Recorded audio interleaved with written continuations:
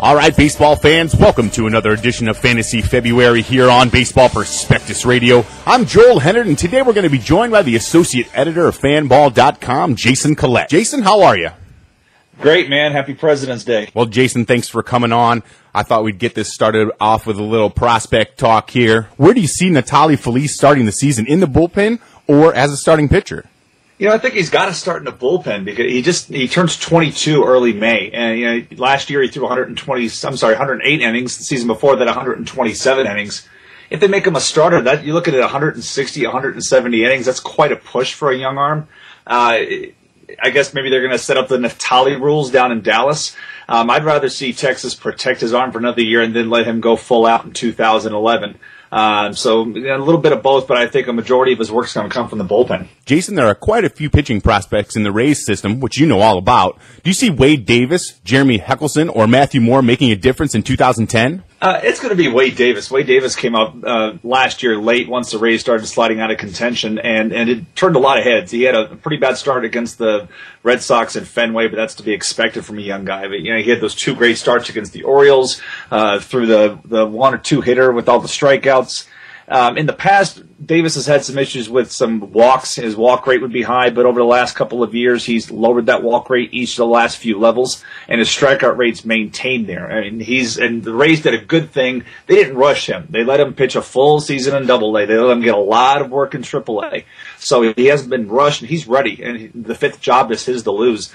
Matt Moore, the only way you're really going to see him with the Rays this year in any kind of news is if he is traded in any kind of deadline deal, because he's still got a couple levels to go. But the issue there, the last two trade deadlines, the Rays have walked out with nothing. So, that's 0 for 2 in the 2 years they've been a contending team. They've decided to hold on to what they have. As far as Hellickson goes, that might be his role in 2010 could be a lot what you saw last year with Neftali Feliz. He could come up and work in the pen and do some spot starting. But as it stands now, I think the Rays will send him back to AAA Durham to start the season and then call him up if somebody gets injured or somebody's just completely ineffective. For Dynasty owners, Jason, which one would you rather have, Brian Matus or Wade Davis? I love Brian Matus, and that's coming from the Rays fan. Every time I watch that guy pitch, he looks more like a 32-year-old instead of a 22-year-old. Very polished, belies his age. I like the fact, he throws 4 pitches, and he's the lefty. I think that gives him the overall edge over Davis. Jason, why is a guy like Madison Bumgarner falling down the lists of prospects so far this year? I think people are a little freaked out by his decline in strikeout rate. In Single-A, his strikeout rate was right up there about 1 per inning. And then he got the Double-A and only struck out 5.8 in 107 innings. He came up for a brief time in the majors and struck out 1 per inning, but his velocity was down. This is a guy whose scouting report is typically 92 to 94 miles an hour, and his average fastball velocity in San Francisco was just 89. So that's causing a lot of red flags every time you read somebody's report or somebody's write-up on Bumgarner as the one thing that always comes up. For me, his delivery, I'm no pitching coach or anything, but when I see that 3/4 delivery in that arm slot, I worry, especially, a young arm. He turns 21, and he just turned 20. He's going to turn 21 sometime in this season. So I worry about the kind of workload that could fall upon his arm. When I saw the 28 ranking from Keith Law, I really had no problem with that.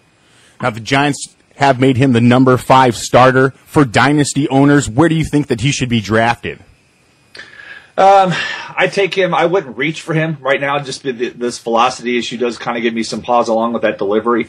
That's not somebody I would reach for. I would rather take a more proven guy that's got 2 or 3 years under his belt than reach for somebody like Bumgarner right now until we see where that strikeout rate, if that can come back up.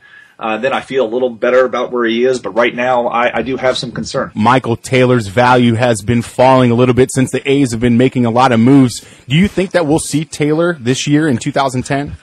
Yeah, I do think we will, but it's going to be in the second half of the season. Like you said, Billy Beane seems to be stockpiling outfielders like they're canned goods for a hurricane or something. Every time we turn around, he's grabbing somebody, and he grabbed Willie Tavares and let him go, thankfully. But he still has Rajah Davis, Coco Crisp, Ryan Sweeney, Travis Buck, Gabe Gross, maybe even Eric Patterson's going to see some time in the outfield. So you still have a lot of guys. And Taylor's going to go back to AAA to start the season. I do think he can come back up in the second half. Once because he is the most talented outfielder of that entire group overall, but he's also the youngest, and he could use a little more time in AAA. Well, let's stick to a guy that's on everybody's list at number one, and especially in dynasty leagues. You got Jason Hayward. Where should owners take a flyer on him? I mean, how early should owners take a flyer on him? That's a guy I'd reach for. I've seen him go in some drafts as early as the 12th round. In a dynasty league, that's a guy I'm reaching for. Every time you see a Jason Hayward scouting report or some kind of write-up, Fred McGriff's name is always mentioned in there. For me, Fred McGriff's one of my all-time favorite players, so I might even be a little more aggressive than other people are. But with him, he's just 20, but his minor league equivalencies were extremely well last year. He's hit well at AA, he's hit well at AAA, and he's just 20. So this is a guy who has a very bright future.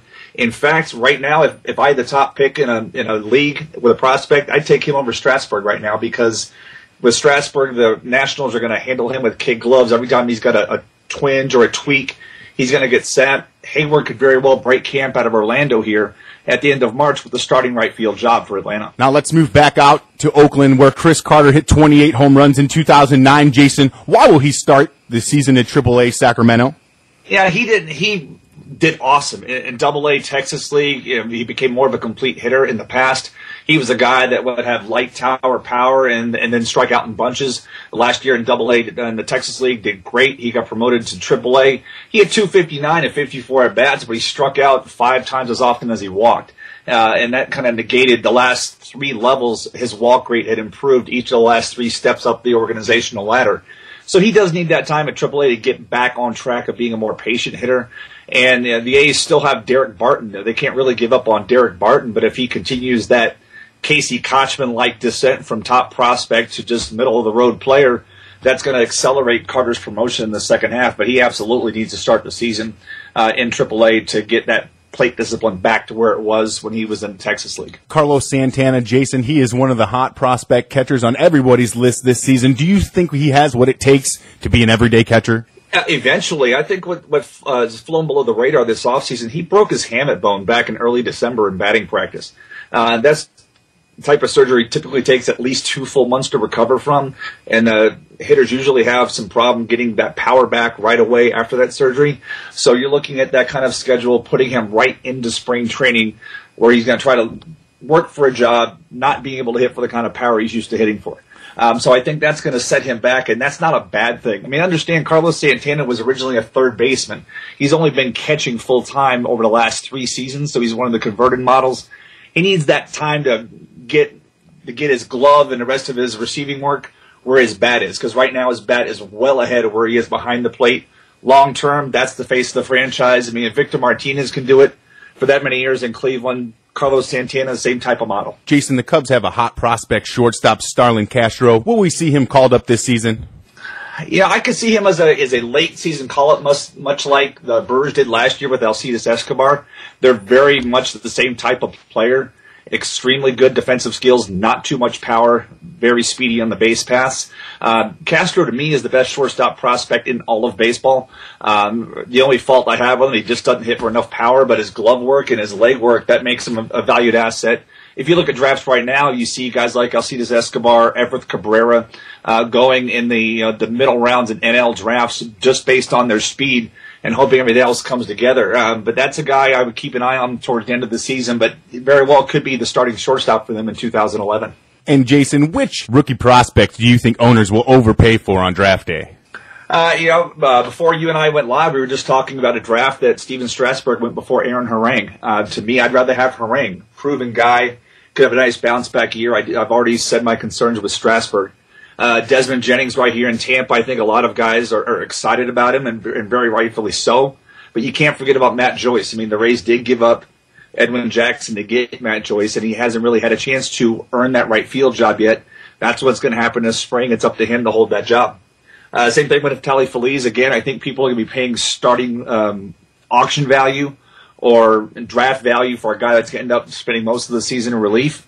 And another guy I have big concerns with is Austin Jackson. Reminds me a lot of Cameron Maybin 2 years ago, where he's being given a center field job because he's the only guy around, but he's not ready for it. All right, well, we have been joined by Jason Collette of Fanball.com. Jason, we appreciate you coming on Baseball Prospectus Radio and joining us for another edition of Fantasy February.